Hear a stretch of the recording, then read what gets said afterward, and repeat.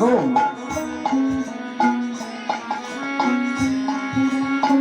গুলচাঁদ ঠাকুর ওরা কান্দের বুকে বসে বলছে, ও বাবা, আমার না অনেক দিন ধরে একটু শোল মাছ খেতে ইচ্ছা করে, তোরা কি কেউ আমাকে খাওয়াতে পারবি?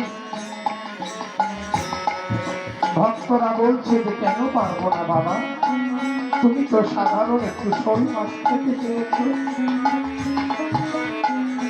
অবশ্যই খাওয়াবে। গুরুচাঁদ বলছে, ওই বাজার থেকে কিনে এনে শোল মাছ আমি খাবো না। চিল পাখি তীরের ভিতর থেকে শোল মাছ ধরে নিয়ে যখন চলে যাবে, ওই ধরা শোল মাছ আমি খাবো। তখন ভক্তরা কথা বলছে না, বিচারণ পাগল, পাগল মানুষের দিগ্ভ্রান্ত অবস্থা থাকে। বিচারণ পাগল বলছে, বাবা আমি পারবো তোমাকে খাওয়াতে। বিচারণ, তুই খাওয়াতে পারবি বাবা আমাকে? হ্যাঁ বাবা পারবো। কবে খাওয়াবি? বাবা কালকেই তোমাকে খাওয়াবো। ও বিচারক, তোকে আমি 7 দিন সময় দিলাম, তুই 7 দিনের মধ্যে আমাকে শোল মাছ এনে খাওয়া।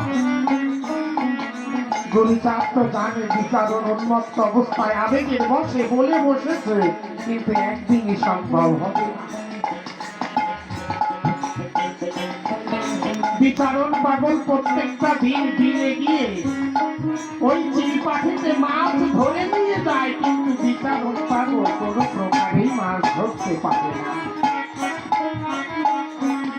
ওই বাজ পাখি তখন মাছ ধরে নিয়ে গাছের আগায় উঠে যায়, বিচারণ পাগল কষ্ট করে মাছ ধরার জন্য ওই গাছ বেয়ে বেয়ে ওই আগার দিকে অগ্রসর হয়। প্রত্যেকটা দিন এরকম ভাবে গড়ে চলেছে, কিন্তু মাছ ধরতে পারে। আঠুর ছাল বুকের ছাল পর্যন্ত উঠে গেছে, রক্ত প্রবাহিত হচ্ছে, কিন্তু হুঁশ নেই। বাবা মাছ খেতে চেয়েছে, মাছ খাওয়াতে হবে। এমনি ভাবে 1, 2, 3, 4, 5, 6 দিন যখন গত হয়ে যায়, বিচারণ পাগল বলছে, বাবা গুরুচাঁদ,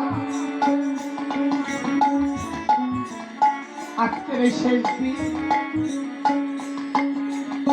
আজকের যদি আমি শোল মাছ ধরে তোমাকে না খাওয়াতে পারি, আমি আর তোমার ওরা কান্দি যাব না।